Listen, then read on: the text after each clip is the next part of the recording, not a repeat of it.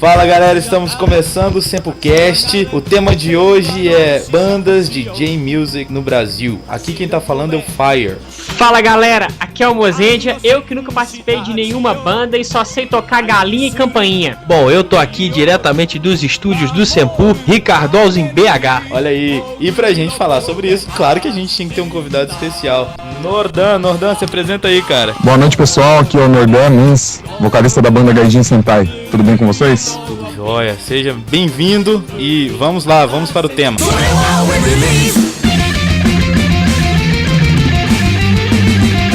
Então vamos começar esse bate-papo aqui. Nordan, fala pra gente aí quais são as maiores dificuldades de ter uma banda de J-Music no Brasil hoje em dia. Cara, acho que na verdade as dificuldades que tem pra ter uma banda de J-Music são as mesmas dificuldades que você tem pra ter qualquer outro tipo de banda, em qualquer vertente. Principalmente o rock, né, no Brasil, que a gente sabe que é um estilo complicado de se trabalhar. Um dos obstáculos, que na verdade hoje em dia, acho que quando a Gaijin Sentai começou, ainda assim era um obstáculo que era a questão da língua, né? Que ainda era uma coisa muito exótica e tudo mais quando há uns 4 anos atrás. Só que hoje em dia, como tá crescendo muito essa coisa da cultura japonesa, principalmente da cultura pop japonesa aqui no Brasil, muitas portas estão se abrindo, né, cara? Então, eu acho que um dos problemas, que seria a questão da língua, hoje em dia, é uma coisa que é a favor dessas bandas, né? Vocês têm quanto tempo de Gaijin Sentai? Olha, eu costumo dizer que profissionalmente a Gaijin ela vai fazer 1 ano e meio, mas a gente já tem mais de 4 anos de banda, né? Só que na verdade era um projeto no início e depois a gente foi se estabelecendo como banda mesmo, isso de 1 ano e meio pra cá. Você falou aí sobre a questão da língua, eu vejo isso aqui no cenário de J-Music de Minas, muitas bandas têm dificuldade. Tem uma banda, não vou citar o nome dela, porque ela tem até um instrumental legal, entendeu? Nossa, só que o vocalista ele peca demais, parece que ele embroma totalmente as músicas japonesas, isso dá um desânimo e acaba que desvaloriza a banda. Então eu acho que se você não sabe o japonês, pelo menos tenta pegar direitinho a letra e a pronúncia correta. É verdade, mas cara, hoje um conhecido meu mandou pelo MSN pra mim uma gravação da Gaijin, da primeira demo que a gente gravou, era a Changeman. Cara, que coisa horrível.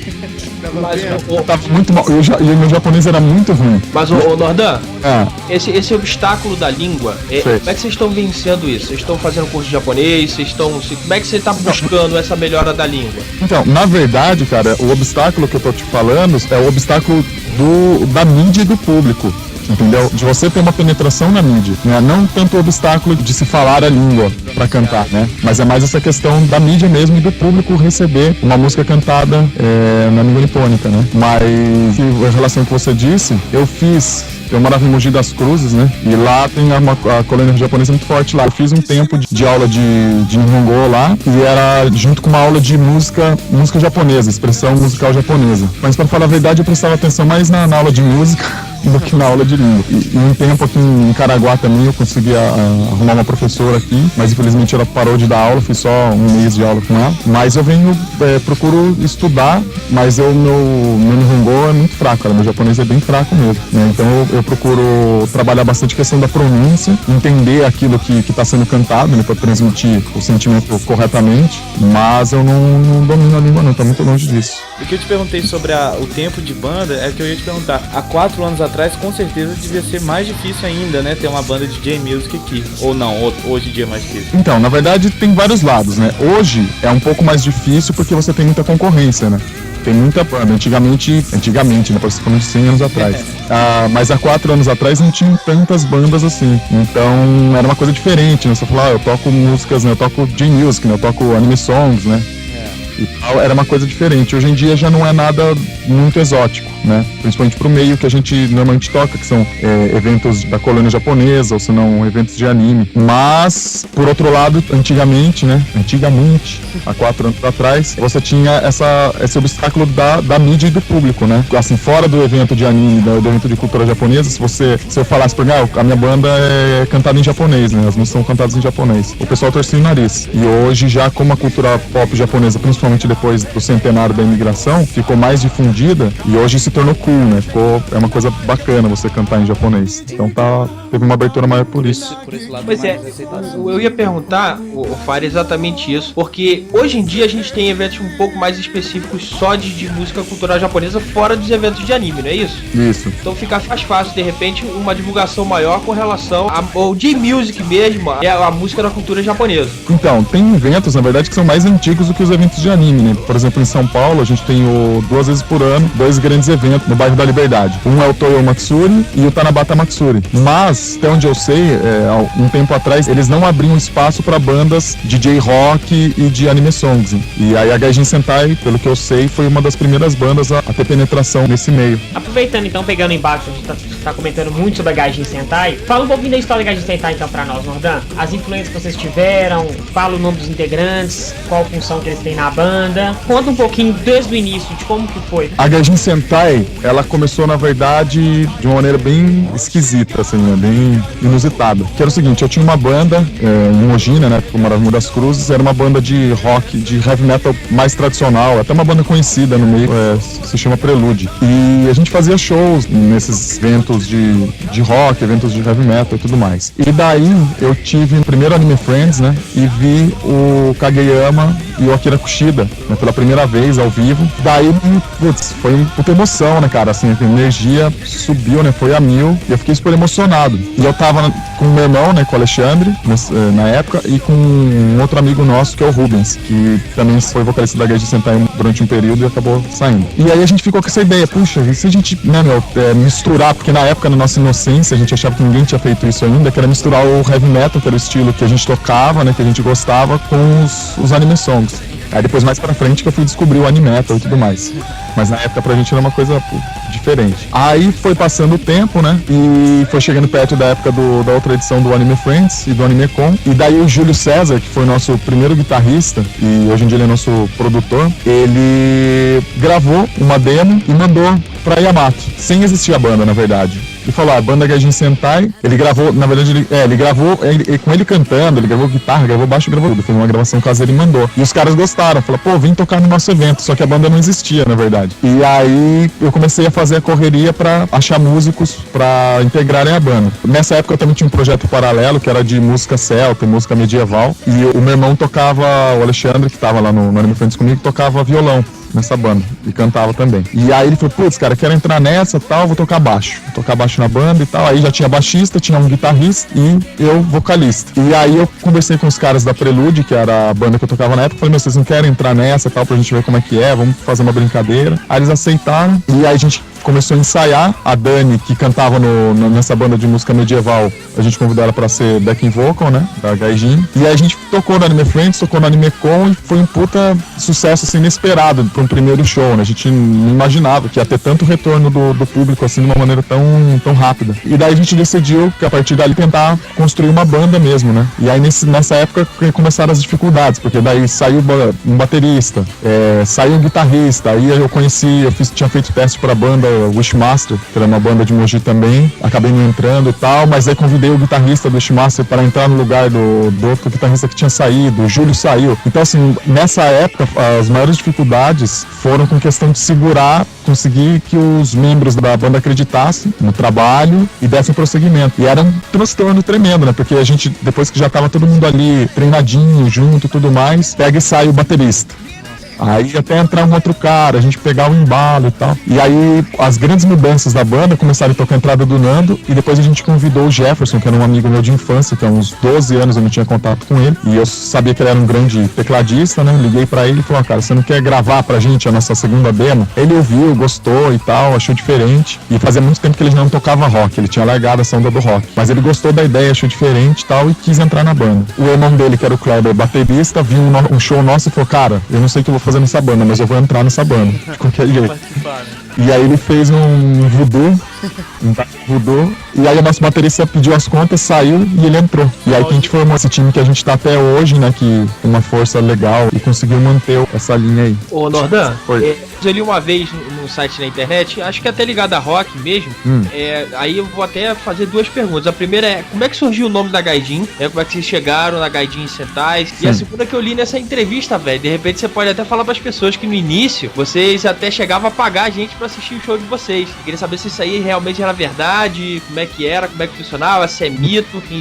É mito. Eu até sei onde você viu isso, acho que foi no site do Litoral Loud. Isso, exatamente. Então, o lance é o seguinte, essa história rolou da seguinte maneira. O organizador do evento é meu amigo, né, o Nick, e ele me contou, e assim, nos nossos shows aqui em Caraguá, né, que é a cidade onde tem a maioria dos membros da Gaijin Sentai e onde rola esse evento Litoral Loud, sempre rolam bandas muito boas, né? Mas não sei porque Cargas d'Água, quando sempre na vez da gente se apresentar, enche bastante o evento e o pessoal participa muito. E aí uma pessoa chegou pra esse Nick e falou, eu já sei tudo que rola com essa Gaijin Sentai, eu já sei que eles pagam as pessoas pra irem assistir os shows. Assim, o cara falando com toda a propriedade do mundo, né? E falando pra um amigo nosso, mal sabia. Depois rolou a lenda porque na época eu tinha o cabelo comprido, cortei, o baixista cortou o cabelo e falando que a gente tinha cortado o cabelo pra vender e com o dinheiro a gente pagava os fãs pra ir assistir o show. Mas isso aí é balela, cara. Isso aí não rolou, não. Graças a Deus a gente nunca precisou pagar ninguém, não, pra ir ver os shows. Cai um mito do Sempo Cash. Cai um mito. Cai um mito. E em relação ao nome, Nordan? Ah, tá. O nome, quando a gente tava pra ir tocar no Name Friends e tal, e eu tava trabalhando em Mogi na época, meu irmão morava aqui em Caraguá, e aí a gente conversando pelo MSN, né? Não que era constante eu ficar usando esse MSN em serviço, né? Mas nessa ocasião eu tava usando. De vez em quando, né? De vez em quando. E aí, a gente, puta, como é que vai ser o nome da banda? Aí eu joguei, então vamos usar a palavra Sentai, né? Que é o lance do esquadrão, né? Do time, que é bacana por causa da banda, tal, representa legal. E meu irmão, que era um pouco, acho que mais revoltado, falou, não, pô, vamos usar Gaijin. Vamos usar Gaijin, que é bacana, né, meu? A gente tá vindo num estilo diferente, né? Que não é o anime songs, a gente tá vindo do rock, tá vindo de outro estilo. E como também é um estilo que normalmente se espera descendentes de japonês, a gente não tinha nenhum descendente na banda. A gente vai, então vamos juntar os dois, né? Vamos fazer o esquadrão dos forasteiros, né? Esquadrão dos estrangeiros. E aí que ficou a Gaijin Sentai. Muito bom.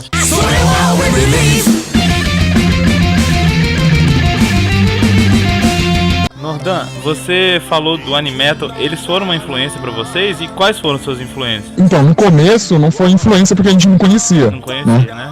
Mas aí as principais influências no início eram os cantores de anime songs, né, e tokusongs, né, se a gente for chamar assim, que eram os caras mais clássicos aqui pra gente, né, o Hironobu Kageyama, o Akira Kushida. Depois, com o tempo que eu fui me envolvendo mais, conhecendo outros cantores, pra mim, o Ishihara, né, que teve recentemente no Anime Friends, como cantor, ele é a minha maior influência dentro de qualquer estilo, assim, meu herói, o cara. Lógico que a gente tem influência também do heavy metal, né, de bandas como Blind Guardian, Falconer, Symphony X, de algumas coisas mais clássicas, tipo Uriah Heep, Jethro Tull, psicodelias aí dos anos 70, que a gente gosta bastante. E aí com o tempo também fui conhecendo outras coisas, eu gosto bastante da Mari Hamada, que é uma cantora de hard rock japonesa, foi bastante famosa nos anos 80. Eu curto o Enka também, né, cara?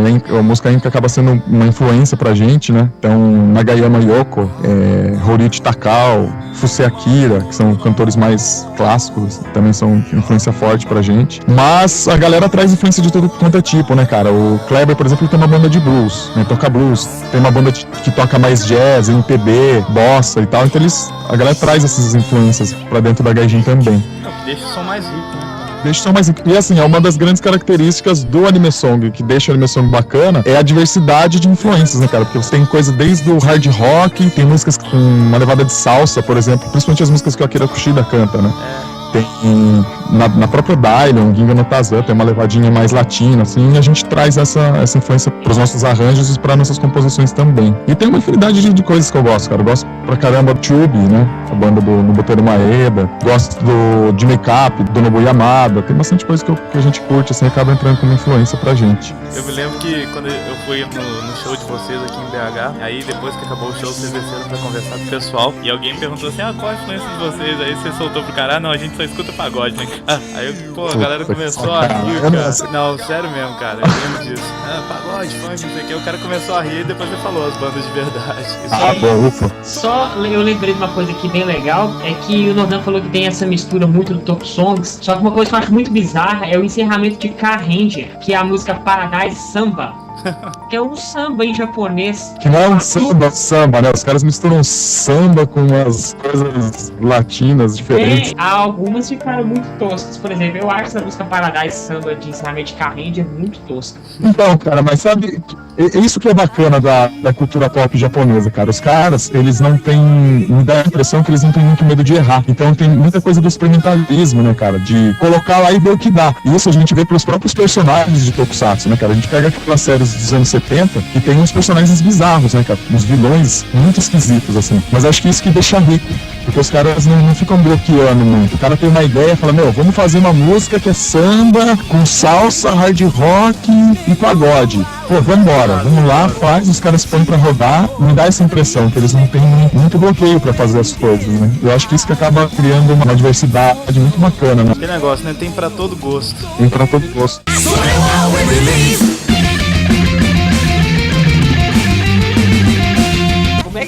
Como é que surgiu o convite pra acompanhar o Eiji Sakamoto, né? Vocês não tocaram só no Brasil, tocaram fora. Cara, uma história de amor muito linda foi do Sakamoto. Foi assim, cara, no primeiro Anime Friends, os staffs deram pra gente o crachá de imprensa, se eu não me engano, por engano. E aí, a gente ficou lá dentro, né, no camarim e tal, que era um camarim que ficava na frente da sala dos cantores. No segundo Anime Friends, né? Na verdade, foi o primeiro show que a gente fez. E aí, já chegamos chutando a porta, entramos no camarim dos caras, já começamos a cantar e abraçar todo mundo, o Endo, o Kageyama. Tava também aquela cantora, por exemplo, a Masami Yukio, que a gente ignorou totalmente ela, porque ela tava com uma camiseta do Anime Friends e ela tava se maquiando, a gente achou que era staff. A gente deu presente pra todo mundo, não deu presente pra ela. Hoje ela é uma grande produtora lá no Japão e a gente se ferrou, mas beleza. E aí pegamos contato do Kageyama e pegamos contato do Eizo. E aí passou um tempo, eu entrei em contato com o Kageyama respondeu bem resumidamente, assim, a gente acabou não tendo muito contato. E aí passaram uns 2 anos, eu acho, eu tomei coragem e falei, cara, vou mandar um e-mail pro Eizo, que aí era a época que a gente tava preparando pra gravar o nosso CD, né, na verdade o nosso EP, né, que era uma prévia do CD. Falei, cara, vou mandar um e-mail pra ele. Aí mandei um e-mail, pô, senhor Eizo, tudo bem, você lembra da gente e tal, tava mandando, mandei uma foto pra ele lembrar, e falei que a gente tava produzindo o CD, pra ele ignorar aquela primeira demo que a gente tinha dado pra ele, que era uma coisa muito amadora e tal, e que a gente tava numa outra pegada e tudo mais. Falei se ele podia dar uma instrução pra gente, podia dar uma força pra gente, né, em qualquer sentido, de orientar mesmo. E aí, passou uns 3 meses, eu tava na casa de um amigo meu, falei, vou dar uma olhada no meu e-mail, né, abri o e-mail, tava lá, resposta 2 do Sakamoto, eu já comecei a tremer. Meu Deus do céu. Abri o e-mail e ele, putz, cara super gente boa, falando que lembrava da gente, que tinha ouvido o CD e que tava com saudades e tudo mais. Foi super gente fina mesmo. E falou, olha, eu tô preparado pra cantar com vocês, se vocês quiserem. Eu falei, what the hell? Como assim, né? Como assim? Eu nem pedi isso, né? Aí mandei um e-mail pra ele, falou feliz pra caramba e tal. Falei, mas como assim cantar com a gente? Você quer cantar com a gente? É isso que eu entendi? É isso mesmo. Passou um tempo, o empresário dele mandou um e-mail pra mim, o Harrison. Mandou um e-mail falando, olha, eu que vou tratar, né, dos assuntos internacionais e o Eizo vai gravar com vocês, se vocês quiserem, tal. Falei, meu Deus.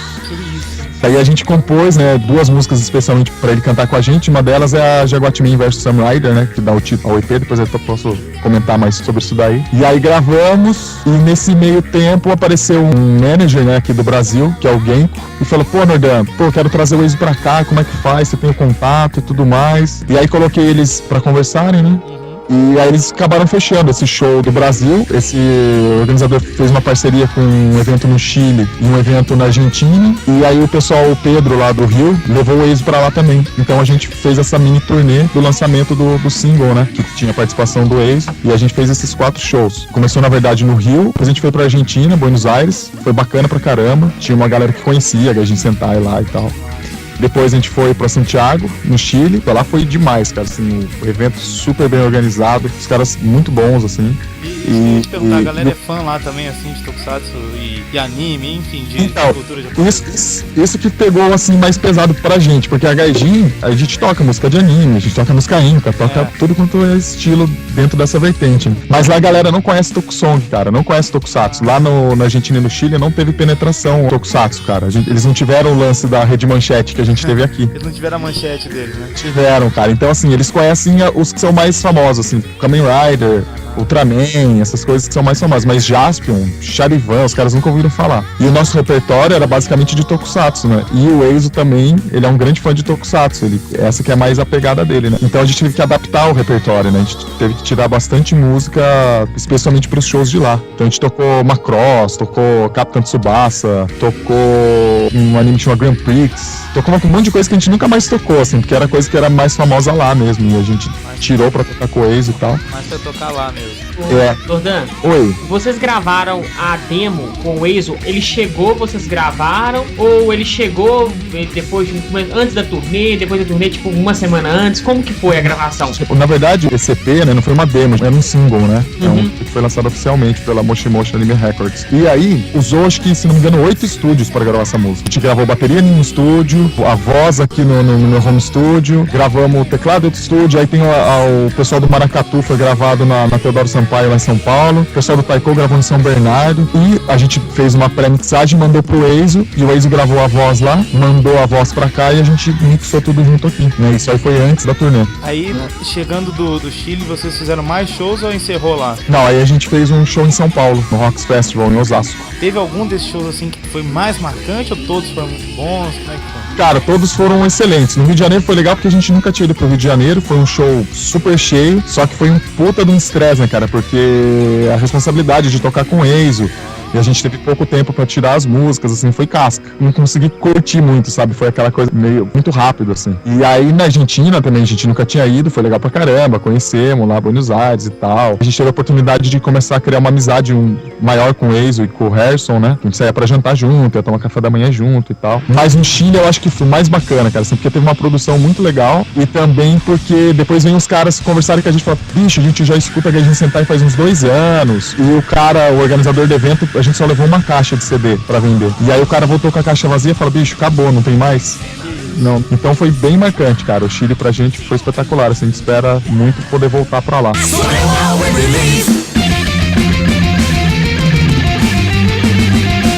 Jordan, quais as bandas de J-Music do Brasil que você acha que merecem um destaque? Cara, hoje em dia tem bastante banda bacana, né?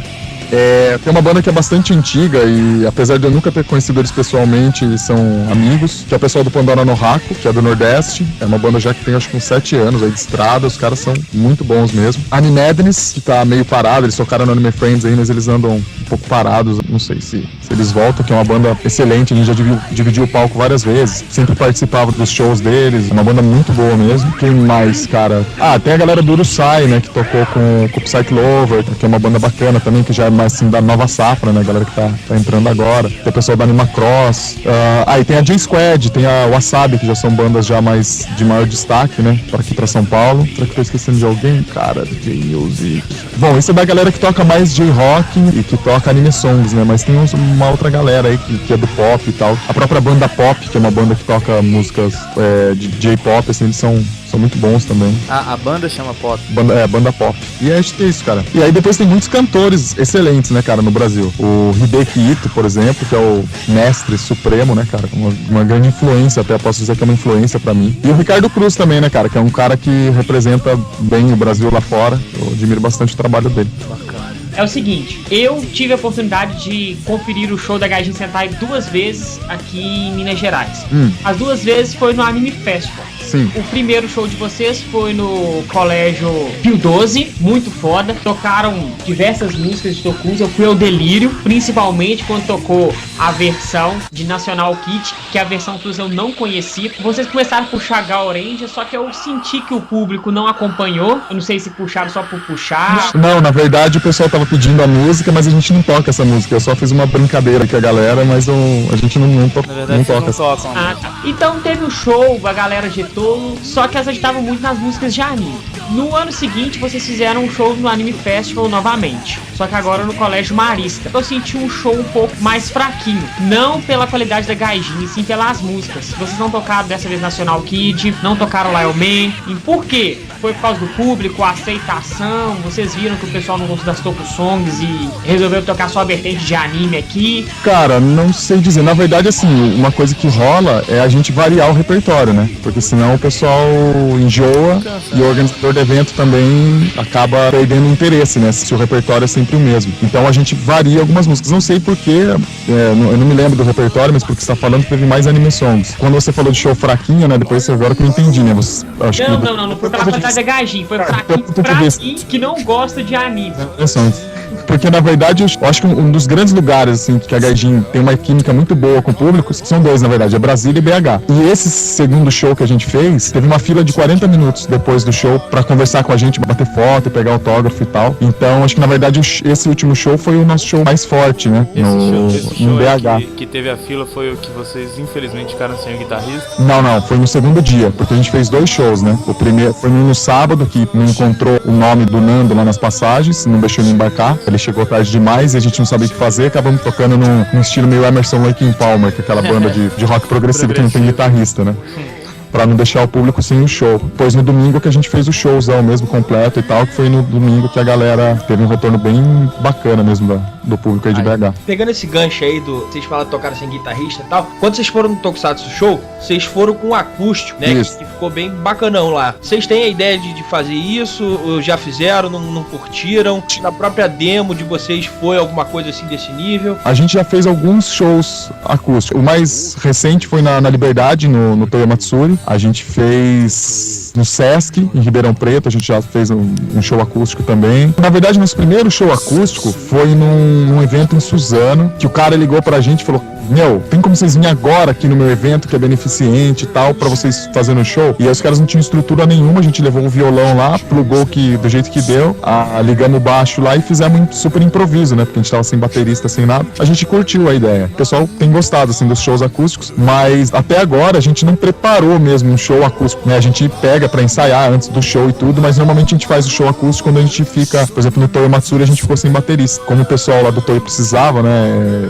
da presença da banda e tal, a gente acabou optando por esse formato. Tem até uma versão da Ginga no Tarzan que vocês tocam, que é acústica, não tem? Tem, então. Na verdade, cara, essa versão da Ginga no Tarzan, eu gostaria que ela explodisse junto com a primeira demo, porque eu acho ruim pra caramba, assim, a primeira demo. Mas a gente fez. E nos shows, a gente fazia ela acústica e depois a gente mudou o formato. A gente faz ela piano e voz, a primeira parte, e depois na segunda parte entra a banda. Entendi.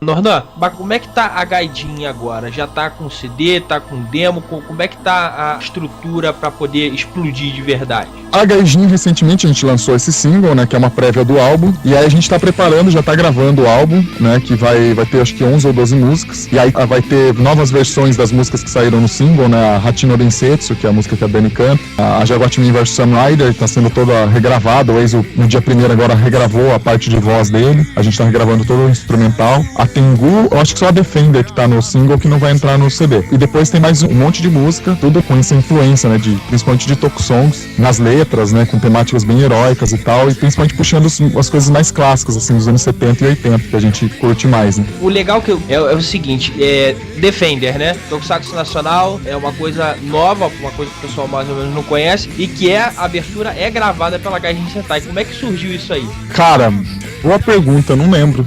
A gente acabou entrando em contato, eu e o Ronaldo, né, que é o produtor, não lembro exatamente como, foi por e-mail, e a gente conversou e tal, apresentei o trabalho da banda, a gente falou, vamos tentar, vamos experimentar fazer. Foi a primeira música que a gente compôs. E eles te passaram a temática, mais ou menos, pra vocês? Ele me passou qual que era o lance do filme, e ele tinha até uma letra que ele tinha criado há uns anos atrás e tal, uma ideia de uma letra, e a gente pegou a essência ali do que ele estava tentando transmitir e criou a música, né? E aí a gente primeiro lançou ela na internet, em português, como o pessoal curtia e tal nos shows, a gente fez uma versão dela nova, cantada em japonês, que entrou pro single. E aí em dezembro, se Deus quiser, tem que sair o álbum. Defender, então, vai sair no álbum Não, Defender em japonês. Não, já tá no single.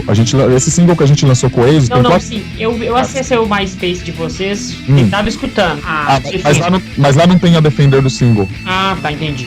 Lá é a versão antiga ainda. Lá só tem a Jaguar-Man e a Hatino Densetsu, que são do single. Ô Nordan, você falou de influência dos anos 70 e 80. Todo mundo da banda já gostava de Tokusatsu? Ou alguém gostou e apresentou pro resto da banda? Como é que foi? Ó, eu acho que hoje, pessoal que é da nossa geração, cara, é difícil ter alguém que não curtia Tokusatsu, né, cara? Não conhecia, né? Pessoal que nasceu de 78 até 86, assim, eu acho que todo mundo que nasceu nessa época curte Tokusatsu. Mas tinha uns que gostavam mais, tinham mais envolvimento, e tinham outros que não tinham tanto envolvimento. Aos poucos, né, que a galera foi conhecendo e tal, todo mundo acabou gostando. Na base da troca de ideia e tal.